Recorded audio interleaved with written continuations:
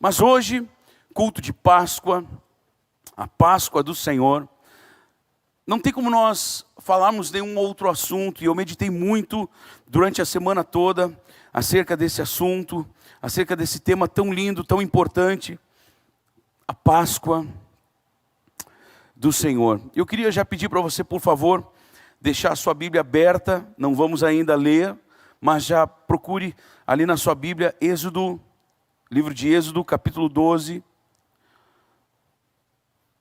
Vamos falar um pouco sobre a instituição da Páscoa e sobre o que ela realmente significa. Êxodo capítulo 12. Glória a Deus. Queridos, normalmente quando nós pensamos em Páscoa, o que nós pensamos? Nós pensamos em chocolate, pensamos em ovos de chocolate, pensamos na família reunida, naquele feriadinho, que de repente vai dar para dar uma escapadinha para estar junto com a família, de noite, culto à noite, com apresentação das crianças, às vezes dos jovens. É isso que a gente lembra da Páscoa. O mundo lembra mais da questão, obviamente, chocolate, ovos de Páscoa, mas a Páscoa não é isso. A Páscoa não é isso. Se nós formos realmente olhar para a palavra de Deus, nós vamos ver que a Páscoa então foi instituída logo na saída então do povo de Deus daquela escravidão do Egito, onde o povo sofreu e foi escravizado por cerca de 430 anos, aproximadamente 430 anos. Sofrimento, de dor, de humilhação, de todo tipo de humilhação que você pode imaginar. O povo de Deus, o povo de Israel foi submetido enquanto esteve escravizado no Egito. E muitas vezes nós ficamos pensando, e eu sei que muita gente parou para pensar, ainda mais dentro desta pandemia que estamos vivenciando, que estamos vivendo, nós estamos tendo mais tempo para refletirmos acerca das coisas, acerca da nossa vida. E essa semana eu tive que ir ao mercado mais uma vez, para comprar algumas coisas, e eu vi, eu não sei como é que é chamado isso nos outros lugares do Brasil, mas aqui no sul eles chamam de araras, onde ficam pendurados ali os ovos de chocolate. E esse ano era um espacinho, sei lá, 10, 20% daquele volume que era nos outros anos. E olhando aquela cena, aquele quadro, aquilo me trouxe uma certa, obviamente uma nostalgia, porque até aquele movimento, para nós cristãos, nos lembra a Páscoa, que obviamente nos lembra Jesus. Nos lembra a morte, o sacrifício, a morte e a ressurreição de Jesus. Para nós, isso está muito claro.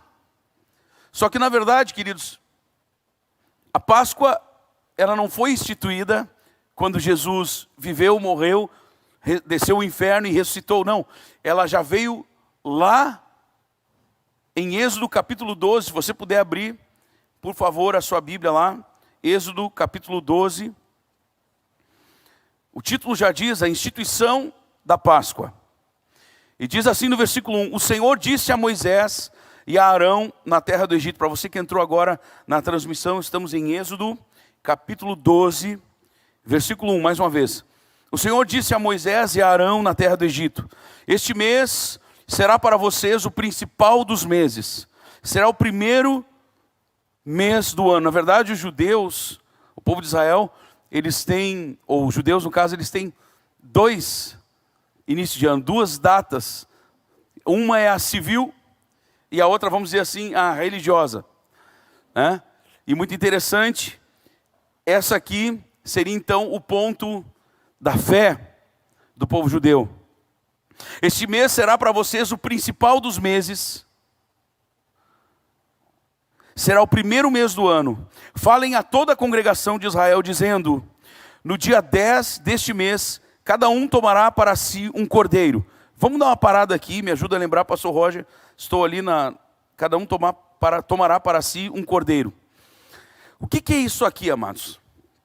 Só para nós conseguirmos entrar, porque de repente nós temos muitas pessoas agora nos assistindo que não conhecem a história de Israel. Mas então, o povo de Israel acabou parando dentro do Egito, já lá no momento da história de José, foram parar lá dentro, mas o povo, apesar de entrar com grande glória no Egito, através de uma vida consagrada de José, José foi um homem que se consagrou a Deus, e Deus realmente o exaltou, a ponto de Faraó dizer, depois de mim não há, ou melhor, depois de mim e antes de José não haverá mais ninguém. Ou seja, era o nome mais poderoso dentro do Egito, naquele momento histórico, a civilização mais moderna, a mais poderosa do mundo.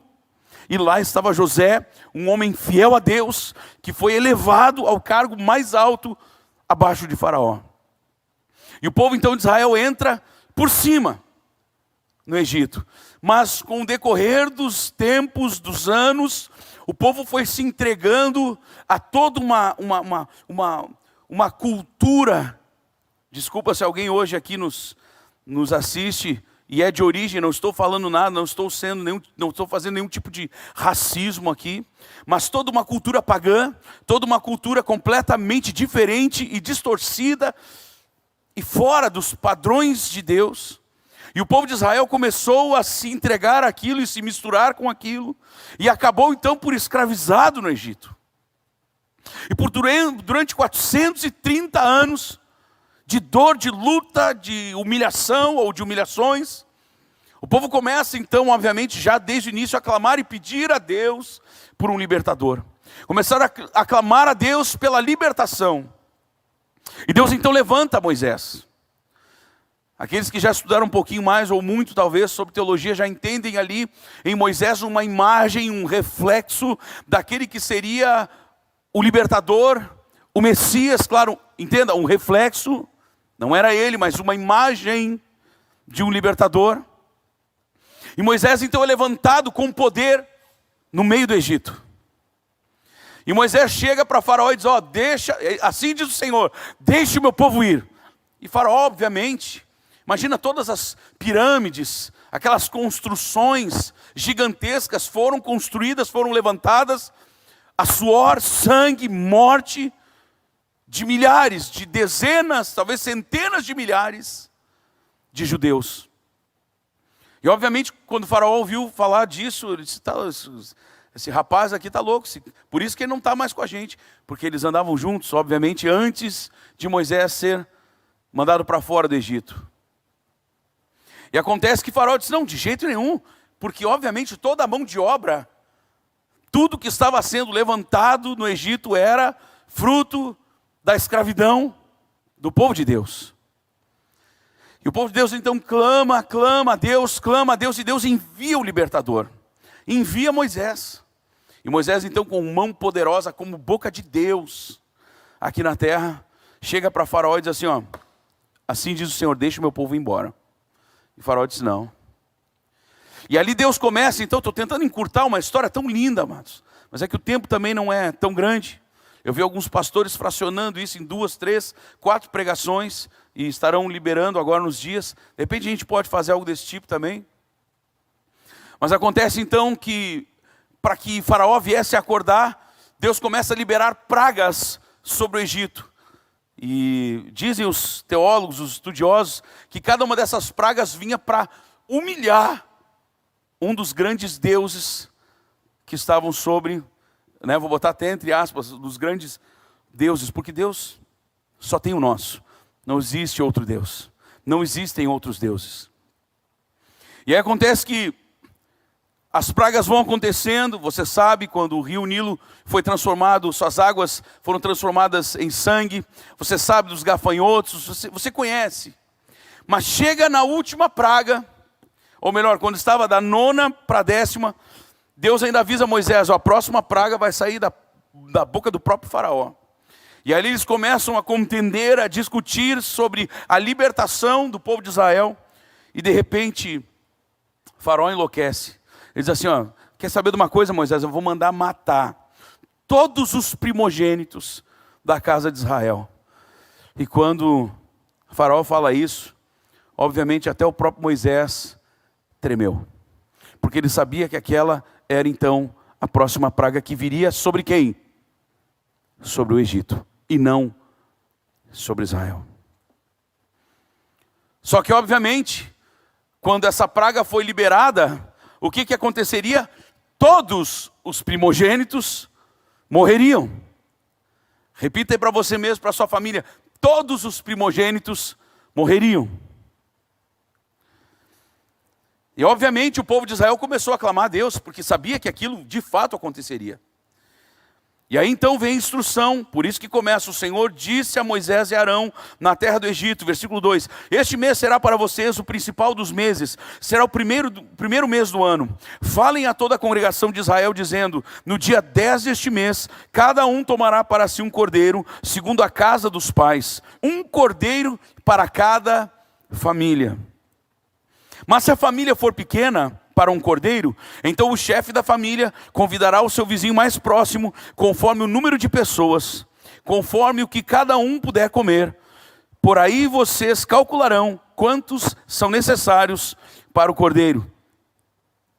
Porque nada poderia sobrar, nada poderia ser colocado fora. Por isso essa importância, por isso esse detalhe. Queridos, toda a palavra de Deus, ela é rica em detalhes, e todos os detalhes têm um significado, têm uma importância. E aqui quando a Bíblia está falando, é muito interessante aqui já Deus falando acerca, pastor Roger, você que gosta, acerca das famílias. O cordeiro vinha então, eu não quero já trazer aqui, bom, depois eu toco nisso, só para a gente conseguir até o finalzinho. Eu estou empolgado com isso aqui porque é lindo demais. Versículo 5: o cordeiro será sem defeito, macho de 1 ano, podendo também ser um cabrito. Vocês guardarão o cordeiro, olha só, vocês guardarão o cordeiro até o 14º dia deste mês, ou seja, pega ele no 10º dia e até o 14º. E todo o ajuntamento da congregação de Israel o matará no crepúsculo do dia. Pegarão um pouco de sangue, escute, e o passarão nas 2 ombreiras, ou em algumas traduções trazia como umbrais. Nas 2 ombreiras e na viga superior da porta, nas casas em que o comerem. Ou seja, não era em qualquer casa. Não dava para pegar, escute isso, preste muita atenção, porque há uma verdade por trás de cada um desses detalhes.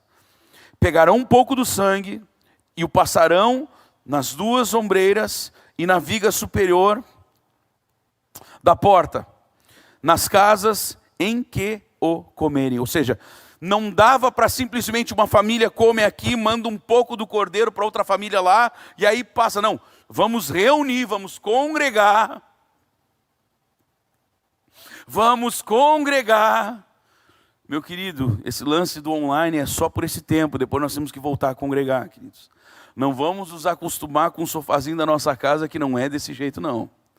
A Bíblia mesmo fala, né? Não abandoneis o congregar, ou a congregação, como diz outras versões, como é de costume de alguns. Ou seja, a própria Bíblia diz que nós não devemos fazer tais coisas, ou tal coisa.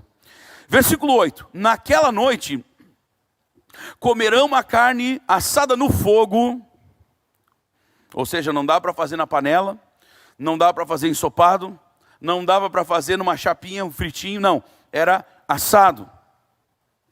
Com pães sem fermento e ervas amargas. Não comam do animal nada cru, nem cozido em água, porém assado ao fogo. A cabeça e as pernas e as vísceras. Não deixem nada do cordeiro até pela manhã. O que, porém, ficar até pela manhã, queimem. Ou seja, sobrou pata, sobrou cabeça, sobrou as vísceras. No outro dia de manhã, não é agora, é no outro dia de manhã. Ou seja, tinha que ser uma dedicação total àquele momento. No outro dia vocês queimem isso. Olha só, é assim que vocês devem comê-lo. Já prontos para viajar, com as sandálias nos pés e o cajado na mão. Comam depressa, é a Páscoa do Senhor. Porque naquela noite passarei pela terra do Egito e matarei na terra do Egito todos os primogênitos, tanto das pessoas como dos animais. E executarei juízo sobre todos os deuses do Egito. Veja que, por não serem deuses de verdade, estão aqui com letra minúscula. executarei juízo sobre todos os deuses do Egito. Eu sou o Senhor. Versículo 13: o sangue será um sinal para indicar as casas em que vocês se encontram.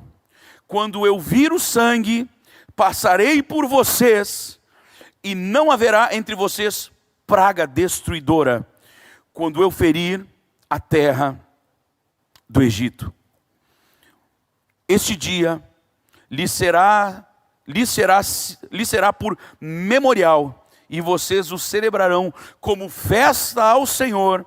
De geração em geração vocês celebrarão este dia por estatuto perpétuo, ou seja, para sempre. A palavra Páscoa no hebraico é Pesach, que significa passagem. Alguns referem passagem como a passagem do Egito para a terra prometida, mas não é só isso. Inclusive no inglês você vai ver como Passover, ou seja, passar sobre ou passar por cima. O que significa isso? Então essa passagem, na verdade é o quê? É quando o anjo da morte viesse para executar juízo e matar todos os primogênitos, entre os homens e entre os animais, por causa da dureza de coração de Faraó, por causa da impiedade, por causa do pecado, por causa da idolatria do Egito. O anjo viria e acabaria, executaria juízo e mataria, sem dó nem piedade, todos os primogênitos. Então essa é a passagem, essa é a Páscoa que nós precisamos celebrar. Porque nesta passagem, neste passar por cima, ali Deus executou sobre nós, ou seja, sobre o povo de Israel, o livramento. Mas quando havia esse livramento? Veja como é que era feito. Eles pegavam então um cordeiro de até 1 ano de idade, separavam ele no 10º dia, botavam ele para dentro de casa, eles tiravam ele da rua, porque ele precisava ser um cordeiro sem nenhuma mancha, sem nenhum problema de pele, sem nenhum tipo de pata quebrada. Ele precisava estar intacto para o momento do sacrifício. Então durante 4 dias, o chefe da família, e obviamente os outros também estavam cuidando, mas o chefe da família era o responsável por observar isso. E durante esses 4 dias ele observava o cordeirinho e obviamente o alimentavam e cuidavam dele. Porque não podia ter uma mancha sequer. Tinha que ser perfeito. E no 14º dia então eles iam congregar as pessoas, porque se a minha casa não fosse suficiente para consumir, para comer todo o cordeiro, eles então precisariam chamar. É muito interessante o que um pregador estava falando, que o cordeiro pode até ser mais do que o bastante para uma família, mas nunca vai ser pouco para uma família. E aqui nesse texto, muitos trazem a importância ou a questão do entendimento que nós temos que ter de que essa obra da salvação é para a família toda. É para a família toda. E por isso o apóstolo Paulo lá adiante: crês no Senhor Jesus e serás salvo tu e toda a tua casa. Ou seja, quando o sangue é marcado naquela casa, toda a casa recebe a salvação do Senhor. Mas nós não podemos abrir mão disso. Porque essa questão, então nós vemos essa questão de matar o cordeiro e comer. A palavra no hebraico significa tomar posse. Então eu preciso tomar posse disso para mim. Eu preciso tomar posse dessa salvação. Por isso que eles tinham que comer e comê-lo totalmente. Não deixar nada. Não deixar nada para estragar, nem nada para depois. Ele tinha que ser completamente ingerido. Ou seja, tomar posse totalmente. Nós precisamos tomar posse totalmente, amados, da nossa salvação, daquilo que agora, isso é uma imagem, o Antigo Testamento é uma imagem de uma revelação do Novo Testamento. Jesus, o Cordeiro perfeito, que foi morto e derramou o seu sangue, para que não só nos umbrais das nossas casas, mas no nosso coração fosse imprimido a salvação, não usando uma tinta qualquer, mas o sangue de Jesus, o Cordeiro imaculado, o Cordeiro perfeito, o Cordeiro de Deus que tira o pecado do mundo.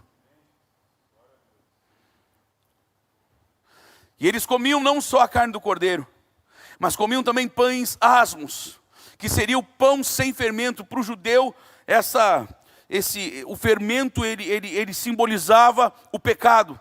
Então precisava ser comido pão sem fermento, ou seja, era um momento, vamos dizer quase que, tente entender do bom sentido dessa palavra, como um ritual de purificação, de santificação. Ou seja, havia derramamento de sangue, havia sacrifício, derramamento de sangue, e obviamente uma eliminação do fermento, eliminação do pecado, consagração total, tomar posse totalmente da obra redentora, daquela situação onde o cordeiro foi sacrificado.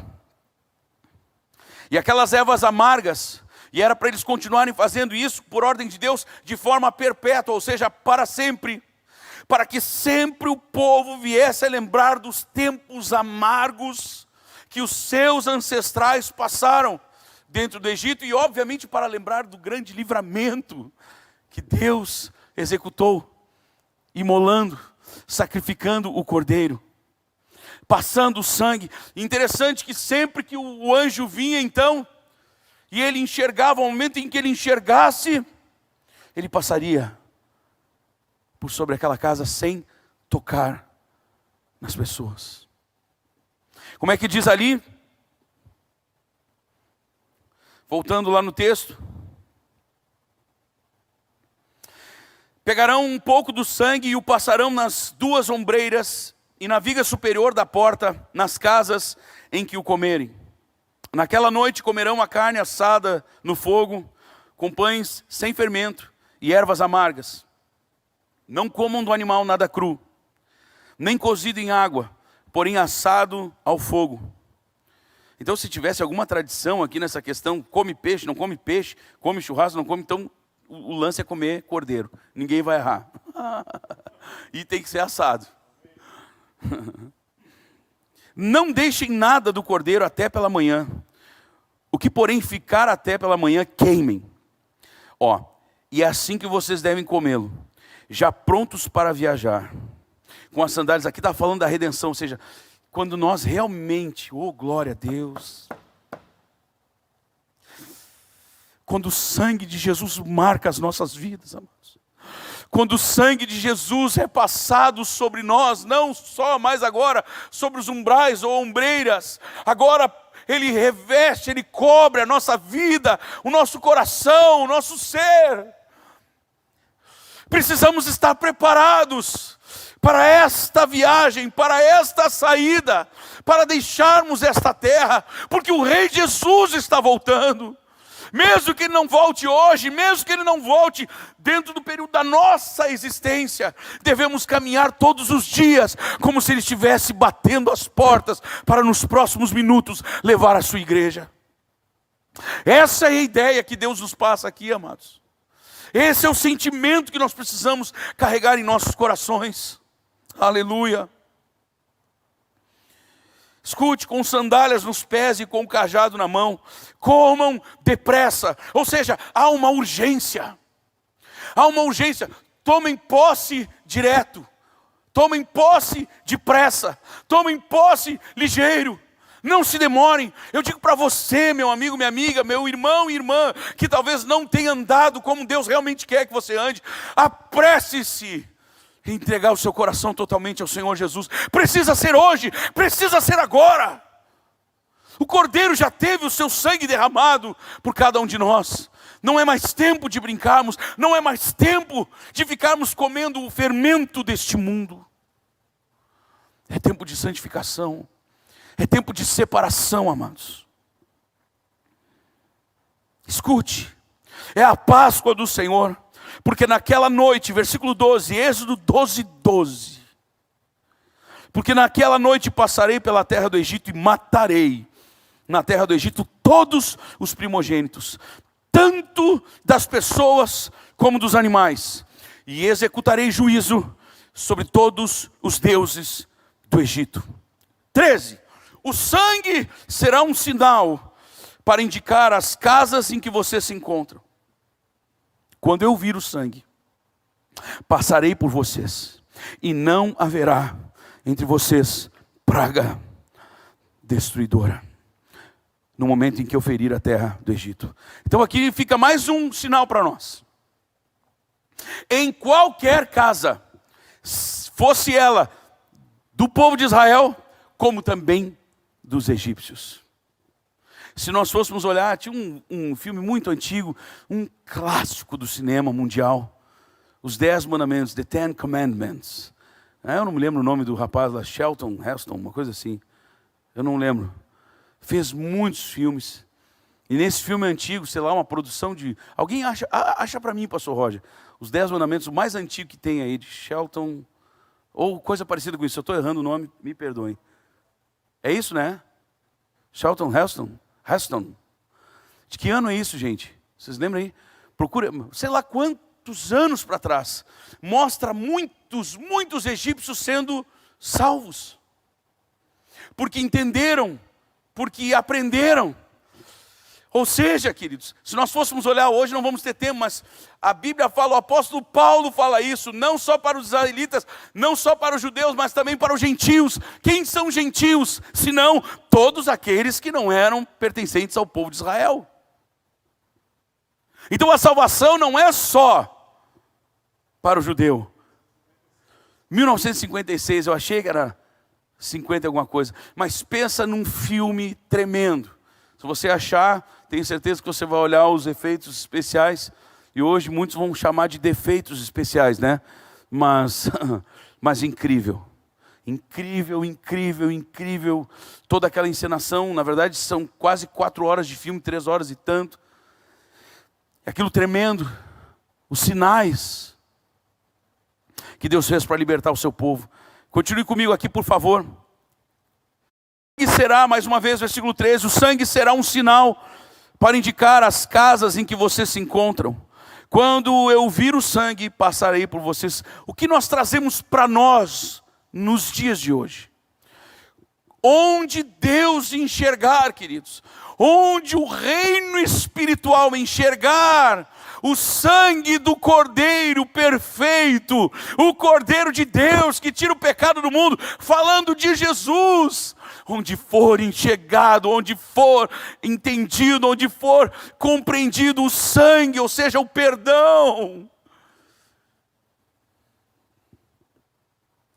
Quando aquele animalzinho foi sacrificado, houve redenção naquelas casas.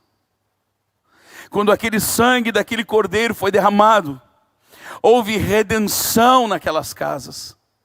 Quando nós permitimos, Everton me ajuda, querido. Quando nós permitimos que o sangue de Jesus, que já foi derramado em favor de muitos,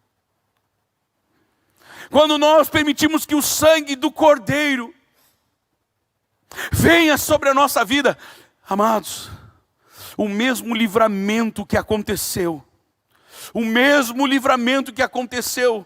sobre Israel, nesta passagem, Passover,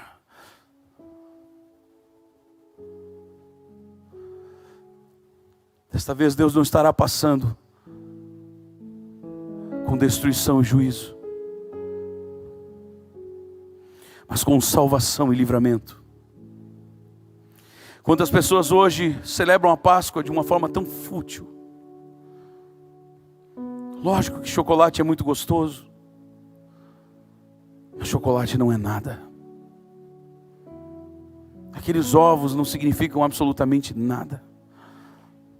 Alguns falam, obviamente, que poderia ser a questão de um novo começo, de um recomeço. Claro que, obviamente, a Páscoa é sinônimo, é significado de um recomeço. O nosso Deus é um Deus de novas oportunidades.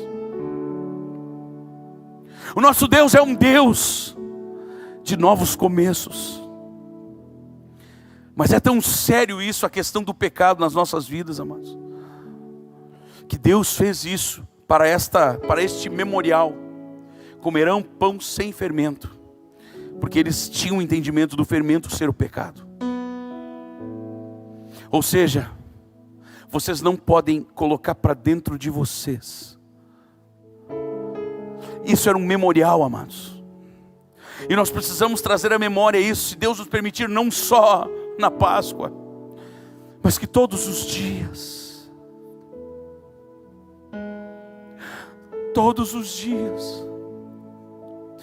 estejamos deixando esse sangue marcar as nossas vidas, e estejamos prontos, pastor Roger, prontos para essa viagem, para nos encontrarmos com Jesus nos ares. Aleluia! Comam e comam depressa e estejam prontos.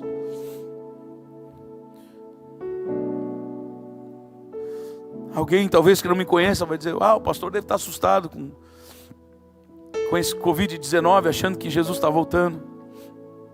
Mas quem me conhece sabe da urgência que existe no meu coração de levar a palavra de salvação a todas as pessoas. E obviamente isso foi potencializado com essa situação toda. Não imagino uma pessoa que tenha isso aqui de consciência do cristianismo, que não tenha parado para pensar: opa, os sinais apontam a volta de Jesus.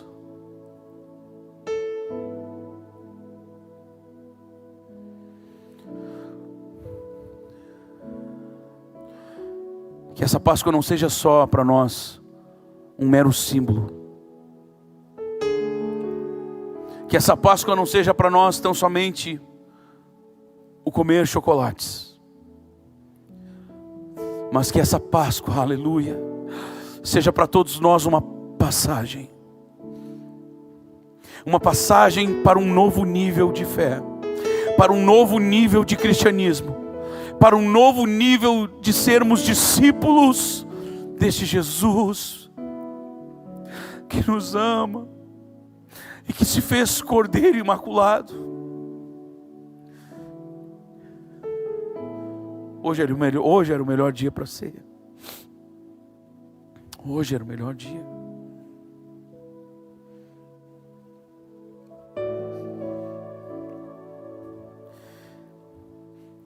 Se você se entende por cristão, meu irmão,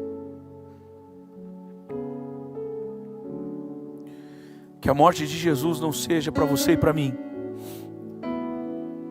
algo insignificante, mas que todo o sofrimento de Jesus realmente venha a valer a pena.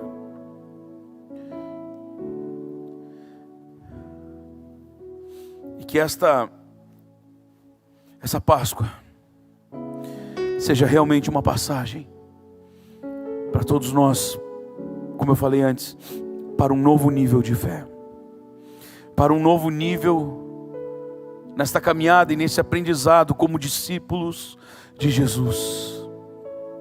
Que nós realmente sejamos melhores hoje do que nós éramos ontem, e que nós sejamos melhores amanhã do que nós temos sido hoje.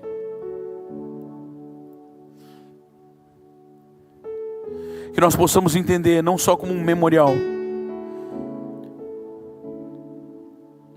mas que isso seja encravado no nosso coração, e que as marcas nos umbrais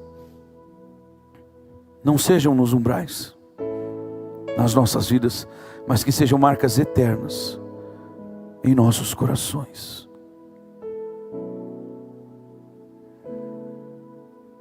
Curva a sua cabeça onde você está.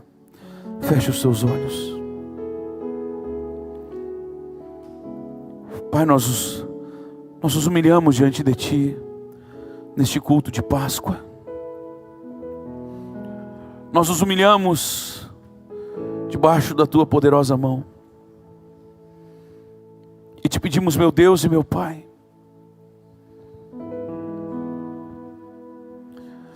que esta passagem, esse Pessah,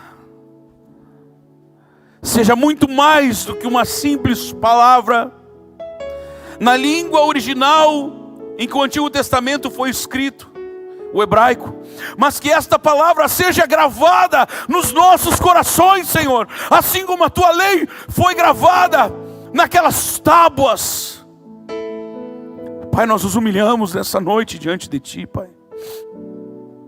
Pai, nós nos humilhamos nessa noite diante de Ti, Pai. E Te pedimos, tem misericórdia das nossas vidas, Senhor. Pai, que o teu sangue esteja cobrindo agora, não só, como mais uma vez eu repito, não só os umbrais, Senhor, mas que o nosso coração seja marcado perpetuamente com o teu sangue. Pai, nós nos humilhamos reconhecendo o nosso pecado, a nossa insignificância, e te pedimos: socorre-nos, Senhor. Socorre-nos, Senhor. Que nós possamos viver uma vida muito mais devota a Ti, em o nome de Jesus. Pode botar aqui, querido. Glória a Deus. Queridos, nós vamos cantar uma canção, e eu quero pedir para você, por favor, não vá embora, porque no final desse culto, antes dele acabar, obviamente, nós temos uma surpresa muito maravilhosa. Então o que vai acontecer agora? Nós vamos cantar uma canção todos juntos, e depois que nós cantarmos ela uma vez e meia, não sei, duas, o pastor Roger, meu precioso mano, vai estar orando por cada um de nós. Ele não vai estar orando por vocês, ele vai estar orando por cada um de nós. Eu vou estar recebendo essa oração. Espero que você esteja com o seu coração aberto para receber também, e que nós possamos hoje realmente nos prostrar diante desse Deus, e que essa passagem venha marcar nossa vida para a eternidade.